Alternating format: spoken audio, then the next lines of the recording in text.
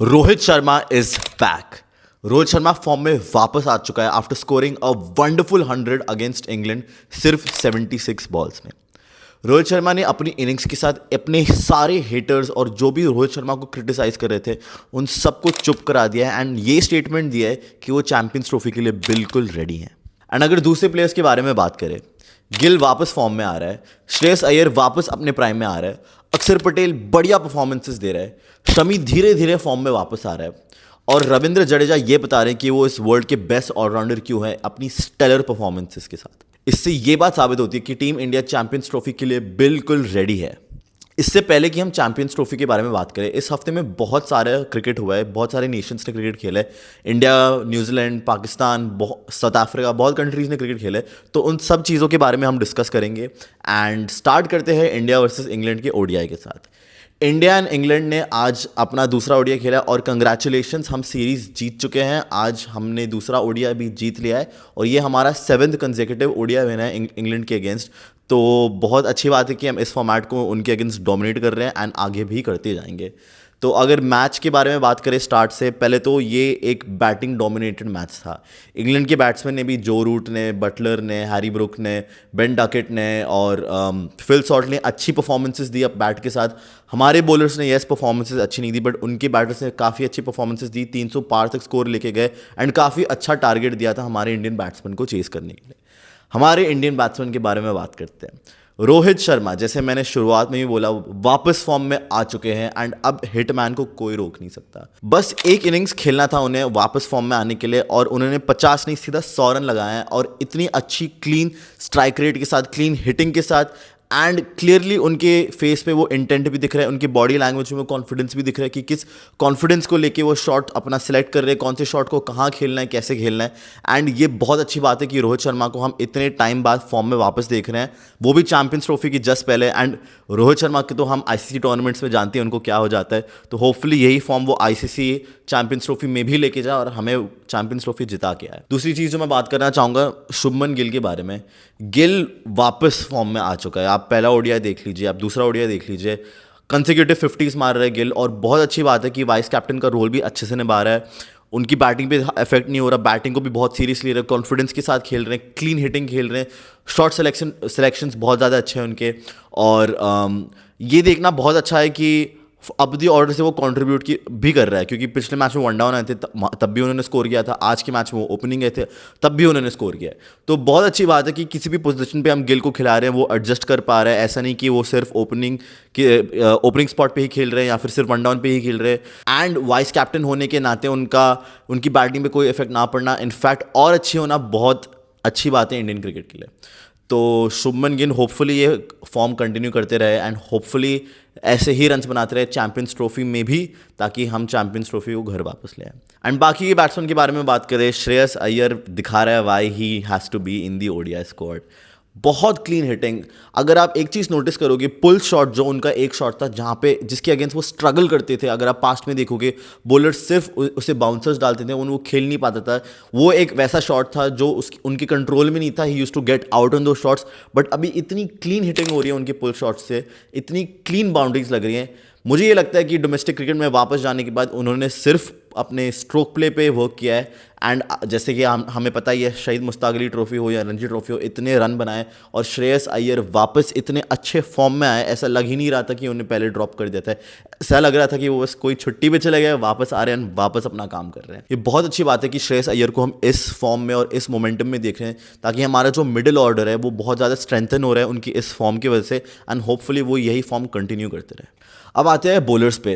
तो आज I feel अगर हम इंडियन बॉलर्स के बारे में बात कर रहे हैं या फिर इंग्लैंड बॉलर्स के बारे में बात करें, तो बॉलर्स का दिन था नहीं। अगर हम पिच के बारे में बात कर रहे हैं तो स्टार्टिंग टॉस पे भी मैच ऑफिशियल्स ने बोला था और मैच एक्सपर्ट्स ने बोला था कि स्लो पिच है एंड बहुत ज़्यादा टर्न होगा पिच, जो हमने देखा भी कि स्पिनर्स को टर्न मिल रहा था एंड आदिल रशीद को भी बहुत ज़्यादा टर्न मिल रहा था इंग्लैंड की बॉलिंग की तरफ से।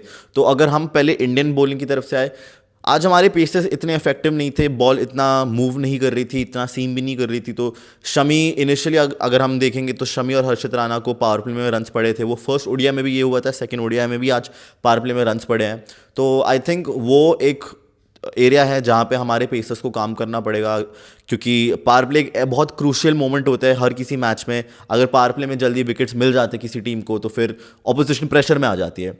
तो यहाँ पे अगर पावर प्ले में रन्स लीक हो रहे तो बॉलिंग टीम प्रेशर में आ जाती है, जो अच्छी बात नहीं है। बट हमारी टीम ने उस प्रेशर को अच्छे से हैंडल किया है। रोहित शर्मा की कैप्टनसी, मैं ये कहता आ रहा हूँ कि रोहित शर्मा बेस्ट कैप्टन है, तो आज उन्होंने दिखा भी दिया। बेस्ट कैप्टन भी नहीं, बेस्ट प्लेयर भी हैं, तो उन्होंने सिचुएशन को हैंडल किया, हमें विकेट्स मिले, क्विक विकेट्स मिले। हाँ, हम इंग्लैंड को छोटे स्कोर पे रिस्ट्रिक्ट नहीं कर पाए, उन्होंने 304 रन मारे, बट आई फील हमारे बैट्समैन ने ये बोला कि 304 रन भी बहुत ज़्यादा छोटे हैं इस बैटिंग के लिए। अब आते हैं हमारे स्पिनर्स की तरफ, तो बात करते हैं रविंद्र जडेजा के बारे में। जिस भी चीज़ को वो छू रहे हैं वो सोने में बदल रही है, क्योंकि आप अगर उनकी बॉलिंग देखेंगे, इतनी प्यारी बॉलिंग डाल रहे हैं वो, कितनी अच्छी लाइन एंड लेंथ में डाल रहे हैं, अच्छी स्पीड में डाल रहे हैं, उस स्पीड में बॉल को टर्न भी कर रहे हैं, ड्रिफ्ट भी कर रहे हैं। तो ये बहुत अच्छी बात है देखने के लिए कि जडेजा बहुत अच्छे फॉर्म में when it comes to the ball. Batting हाँ उन्हें इतनी मिली नहीं है अभी तक, क्योंकि ये भी अच्छी बात है क्योंकि हमारे बैट्समैन जो टॉप ऑर्डर में है वो कंट्रीब्यूट कर रहे हैं, मिडिल ऑर्डर में भी है जो कंट्रीब्यूट कर रहे हैं। आज जडेजा को बैटिंग मिल गई थी, एंड में वो अक्षर पटेल के साथ आ गए थे, उन्होंने मैच फिनिश किया था, अपनी विकेट नहीं गंवाए थे। तो ये भी अच्छी बात है देखने के लिए कि Jadeja wants to bat, will bat, and hopefully Champions Trophy में भी यही फॉर्म दिखाए। तो अगर बॉलिंग को समराइज करना पड़ेगा, आई फील पेसर्स को अभी भी थोड़ा बहुत वर्क करना पड़ेगा अपनी लाइन एंड लेंथ पे। शमी येस एक इंजरी से वापस आ रहे हैं तो उनको भी थोड़ा टाइम लगेगा वापस अपने फॉर्म में आने के लिए, बट वो उनका ग्राफ दिख रहा है ऊपर जाते हुए। जो इंजरी के पहले जो उन्होंने अपना पहला मैच खेला था, इंजरी के बाद जो अभी इतने मैचेस खेल चुके हैं वो, जो अभी सेकंड ओडीआई में हमने देखा है, तो पावर प्ले में अच्छी बॉलिंग डाल रहे हैं। अभी भी उनको वर्क करना पड़ेगा, ऑब्वियसली वो उस प्राइम फॉर्म में है नहीं जो हमने 2023 वर्ल्ड कप में देखा था, तो उसमें आने के लिए शायद थोड़ा सा टाइम लग जाएगा। अभी 1-2 मैचेस है, ये हमारा लास्ट मैच है इंग्लैंड के अगेंस्ट जो हम खेलेंगे चैंपियंस ट्रॉफी में जाने से पहले। तो होपफुली थर्ड मैच में शमी से हम थोड़ा एक्सपेक्ट करें, थोड़े विकेट्स ले आएँ, थोड़ा इकोनॉमी कंट्रोल करें। हर्षित राणा की बात करें तो हर्षित राणा को बहुत सारी चीज़ों पे इंप्रूव करना पड़ेगा अभी, क्योंकि हम अगर फर्स्ट एंड सेकंड ओडीआई देखेंगे तो पावर प्ले में उनकी बॉलिंग इतनी अच्छी नहीं रही थी। इंग्लैंड के जो ओपनर्स थे हर्षित राणा को ही टारगेट कर रहे थे, शमी को इतना टारगेट नहीं कर रहे थे, क्योंकि वो लाइन एंड लेंथ जो डाल रहे थे, बहुत सारी बॉल स्लॉट में डाल रहे थे, जो फिल शॉट उठा के मार रहा था, बेन डकेट उठा के मार रहा था, एंड शॉर्ट बॉल जो है वो पुल शॉट खेल रहे थे। तो बाय चांस लकी हो गया था हर्षित राणा फर्स्ट ओडीआई में कि जायसवाल ने वो कैच ले लिया था, एंड सेकंड ओडीआई में आज कैच ड्रॉप हो गया था हार्दिक की बॉलिंग के अगेंस्ट जो अक्षर पटेल ने किया था। बट हर्षित को शायद इसी चीज़ पे इंप्रूव करना पड़ेगा, अपनी ज़्यादा अच्छी लाइन एंड लेंथ डालने में। पेस वो बहुत अच्छी पेस पे डाल रहे हैं, वो 140 के करीब डाल रहे हैं, जो अच्छा है वाइट बॉल क्रिकेट के लिए। एंड अगर वो थोड़ा सा लाइन एंड लेंथ पे वर्क करना पड़ेगा उसको, क्योंकि अभी भी लाइन एंड लेंथ इतनी बैठ नहीं रही है, एंड ऑब्वियसली इंटरनेशनल क्रिकेट में बहुत नया है अभी, इसने बस थोड़े बहुत टेस्ट मैचेस खेले, थोड़े बहुत इंटरनेशनल मैचेस खेले, एंड एक वर्ल्ड क्लास टीम के अगेंस्ट जब आप खेलते हो तो ऑब्वियसली वो प्रेशर भी रहता है। तो होपफुली वो लाइन एंड लेंथ अपनी करेक्ट कर सके, जब शॉर्ट बॉल डालनी है तब पता होना चाहिए कि कब डालनी है, एंड स्लॉट में इतना ना डाले, क्योंकि वाइट बॉल क्रिकेट में अगर आप स्लॉट में बॉलिंग करते हो तो फिर बाउंड्री लगने के बहुत ज़्यादा हाई चांसेस होते हैं।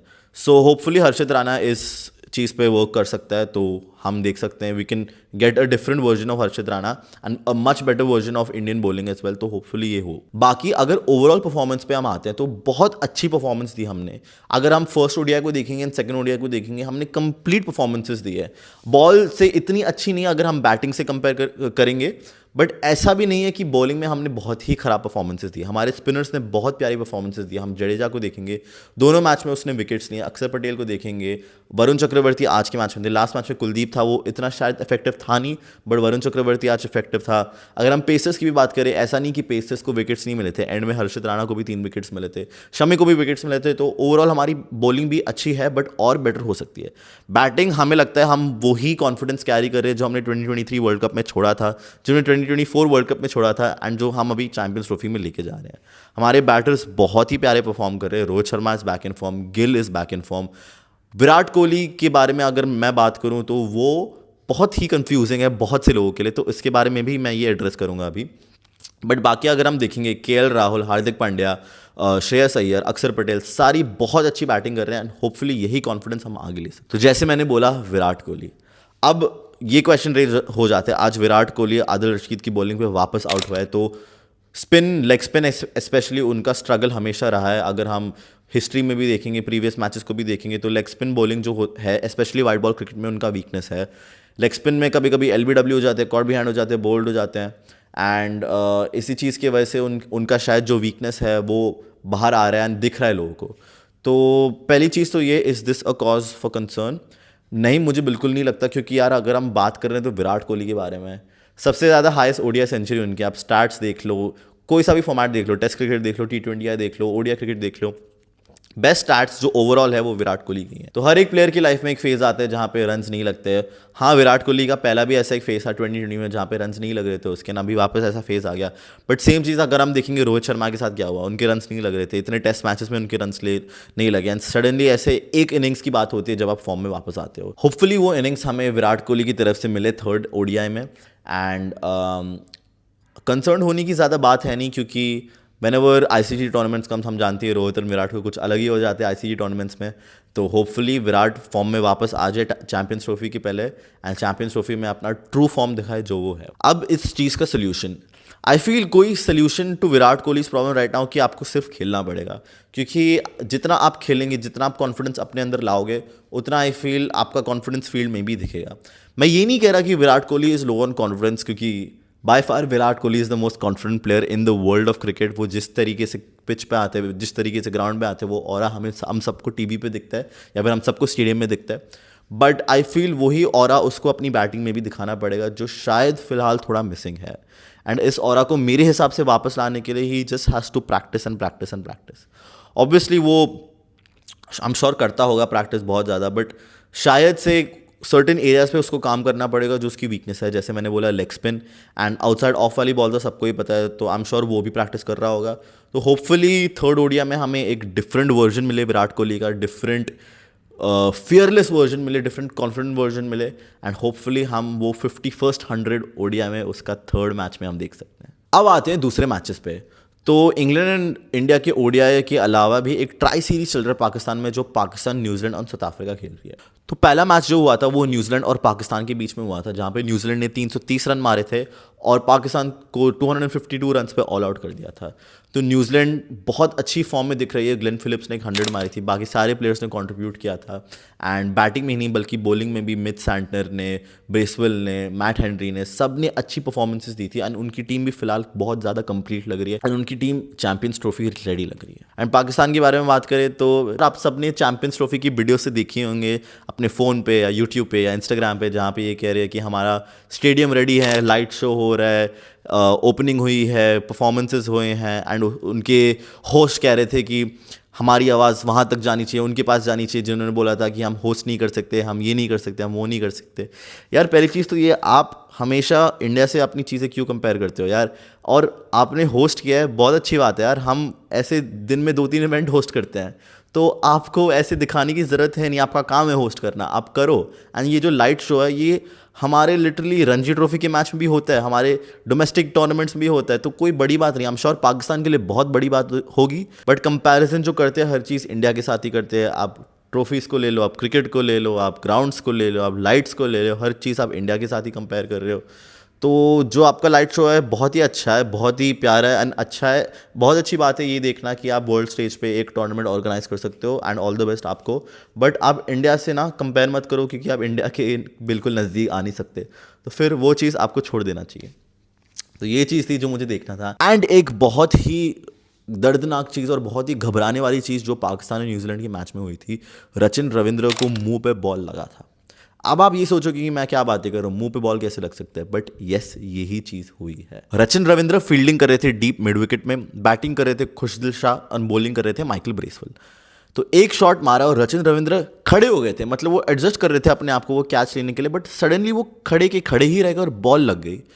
तो इनिशियली जब वो नीचे जा रहे थे, वो नीचे चले गए थे और ऊपर ऐसे देख रहे थे लाइट्स को और अपने मुंह को कवर कर रहे थे। अब प्रॉब्लम ये है यार, रात को क्रिकेट सब लोग खेलते हैं, बहुत सारे इंटरनेशनल मैचेस हुए हैं, बट ऐसा हमने लाइफ में पहली बार देखा होगा कि एक प्लेयर खड़ा हुआ है, अपने आप को एडजस्ट कर रहा है, वो देख रहा है कि बॉल आ रहा है, एंड सडनली उसके मुंह पे बॉल लग जाती है, एंड आपको पता भी नहीं कि क्या हुआ।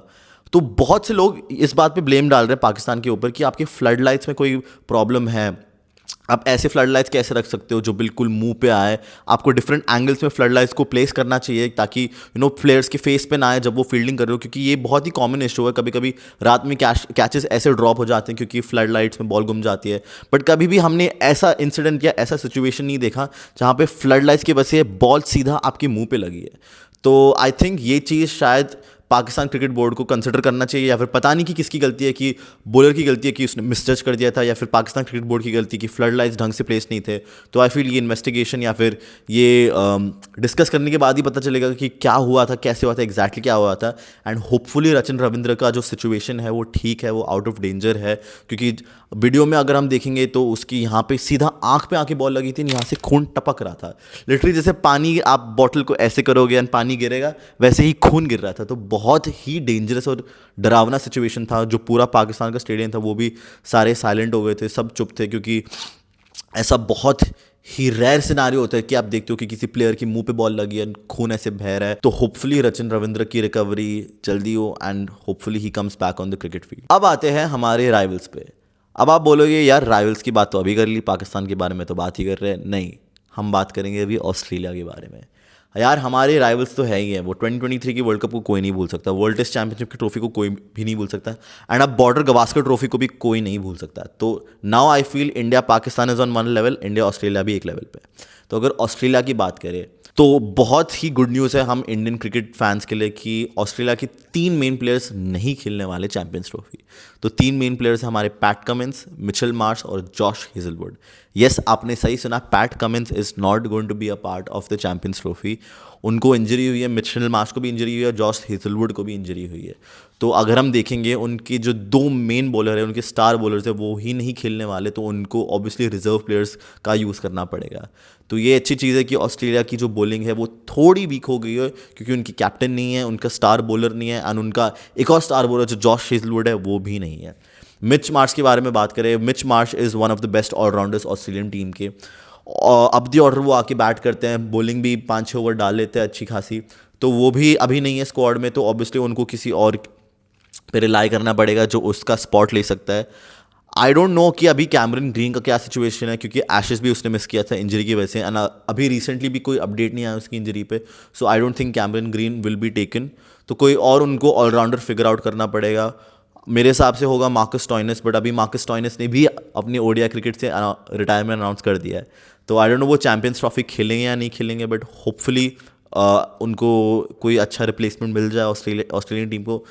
And hopefully India and Australia का मैच हो जब इंडिया उनको वापस हराए। फाइनल में ही इंडिया एंड ऑस्ट्रेलिया को खेलना चाहिए, जब इंडिया उन्हें हराए तब होगा हमारा बदला पूरा।